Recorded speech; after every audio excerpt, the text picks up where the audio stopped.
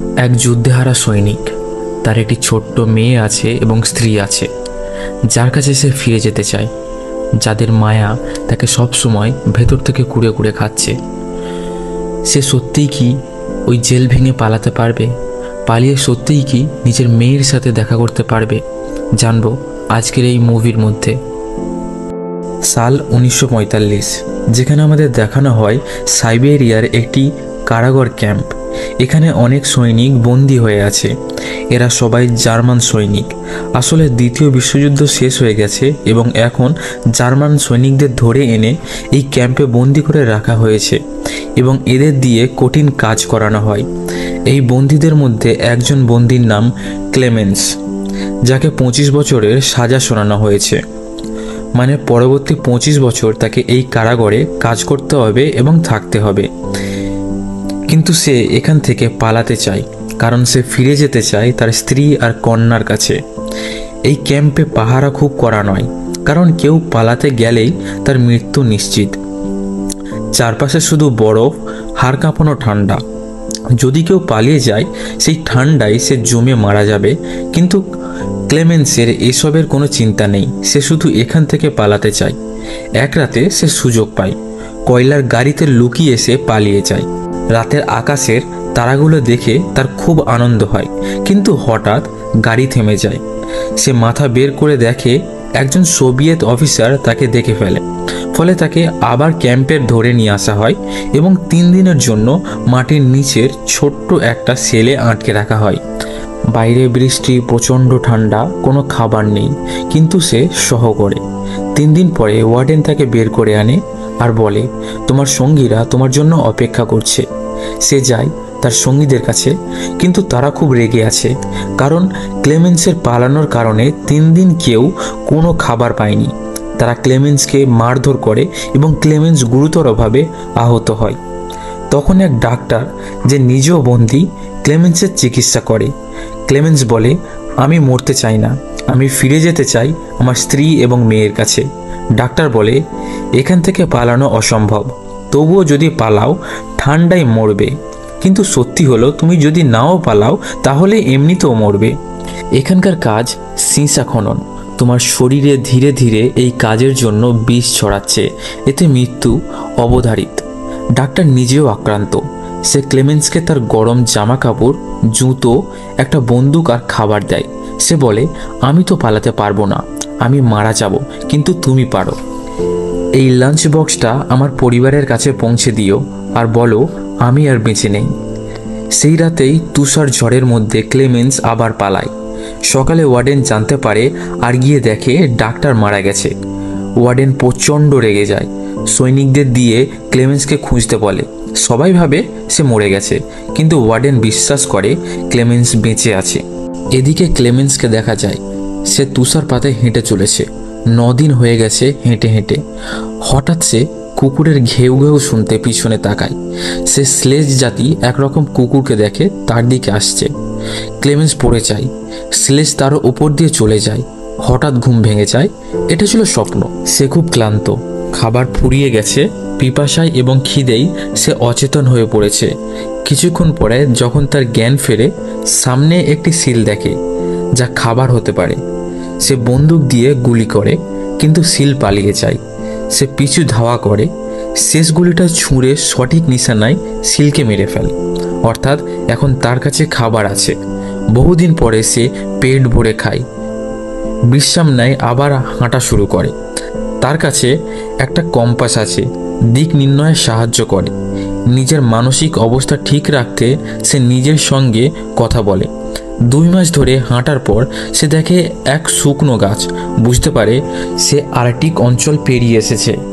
এদিকে ওয়ার্ডেন এখনও ক্লেমেন্সকে খুঁজছে। সৈনিকদের আদেশ দেয় 500 মিটারের মধ্যে তাকে খুঁজে আনতে। ক্লেমেন্স এখন জঙ্গল পৌঁছেছে। যদিও গাছগুলো শুকনো, হঠাৎ তুষার ঝড় শুরু হয়। গাছ ভেঙে পড়ে এবং একটা গাছ ক্লেমেন্সের ওপর পড়ে যায়। ভাগ্য ভালো, 2 লোক সেখানে ছিল যারা সোনা খুঁজতে এসেছে। তারা ক্লেমেন্সকে বাঁচায়।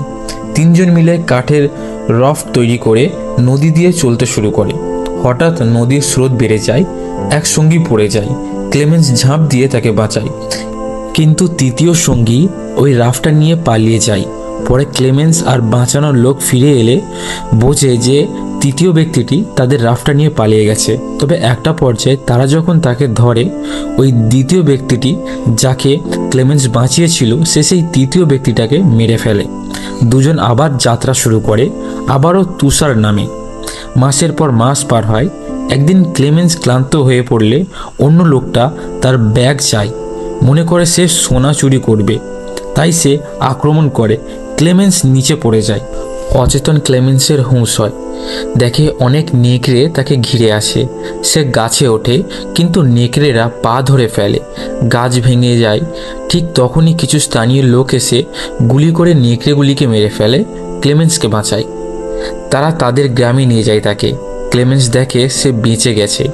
এরপর গ্রামের বার্তায় আসে এক জার্মান সৈনিক পালিয়েছে, কেউ আশ্রয় দিলে তাকে মেরে ফেলা হবে।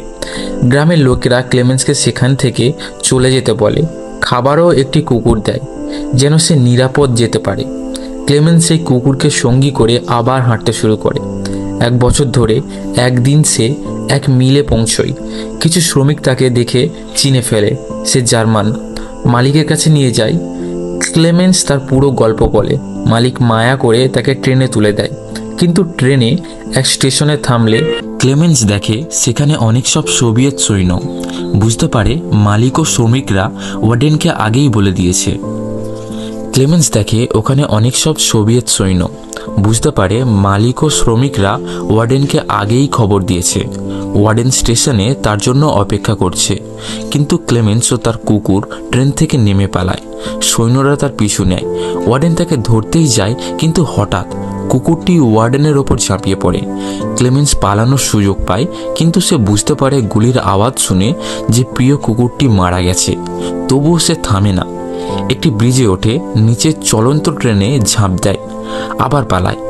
এরপর মাসের পর মাস নানা উপায়ে সে তার যাত্রা চালিয়ে যায়।